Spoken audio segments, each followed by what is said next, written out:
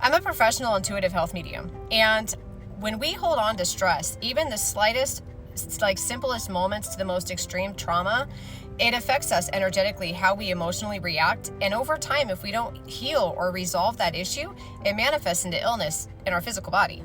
So today I want to share a story with you on myself, how I just realized today, about 6 months ago, my stomach issues went away. But for about a year, I had kind of nagging, annoying stomach issues that felt kind of similar like celiac type symptoms. I just realized today what the heck was going on. So if you fear something, you give your power to it. If you don't fear it, you give power to yourself. It's like you can either disempower yourself with fear or you can empower yourself with confidence. And the energy of confidence sits in the solar plexus chakra, which is right in front of the stomach. And that's the chakra of intuitively trusting your gut, having confidence in yourself, having confidence in decision making, whether it's a daily decision, a career decision, or a huge life-changing decision. That is the energy of the solar plexus. And when you don't trust yourself, you're giving power to something else that you fear rather than empowering yourself with trust. I had given my power to somebody based on how they perceived me and my success. I have a book coming out the first or second week of October. And this was about a year and a half ago with a different manuscript that I had that I was going to have published at that time. And I shared it with the publisher. I was so excited to meet with this man. And he had reached out to me through word of mouth and read my manuscript, loved it, and couldn't wait to work with me. But here's the catch.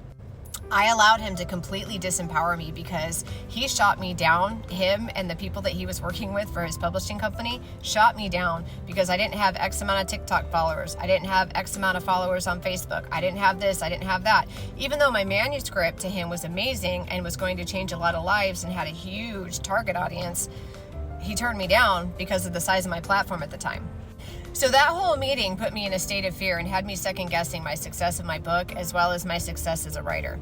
And I started having stomach issues, nothing serious, but just the nagging, upset stomach, bloated, kind of groggy, sometimes waking up nauseous.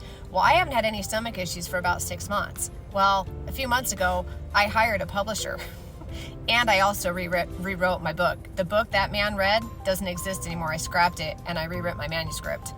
So this morning I got an email from that guy.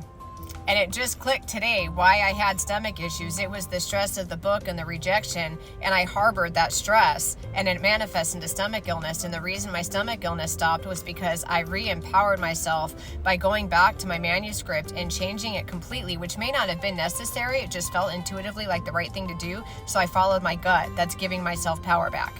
Then I found a publisher, an editor who loved my book and is willing to work with me because of how it is, and they never even considered my TikTok following or the size of any of my platforms because they loved the book, how it was. That's where the worth was. That gave me my power back.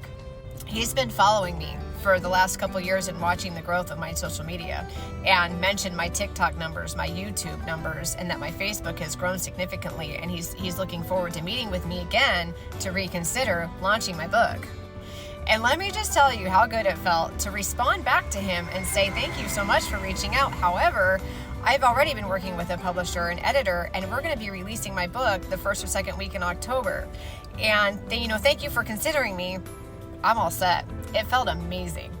So don't ever let anybody validate you based on how they see you or their perception of you. That just disempowers yourself.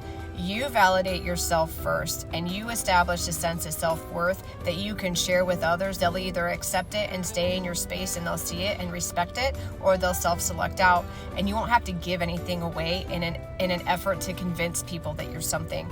You can just be who you are and be your authentic self, and that'll vibrate in the right people. And as soon as I did that and I really validated myself and I trusted my book, I trusted what I wrote, the right editor came in. She just showed up and it worked out beautifully. And what made it so amazing is I got a little bit of reminder from God, guides from Spirit, the universe. I got a little reminder that, well done, you did your work. Because the guy that rejected me based on his perception of me because of the size of my social media platform kind of came in from the side via an email, hey, let's work together. And I was able to push that back out and say, no, thank you, I'm all set.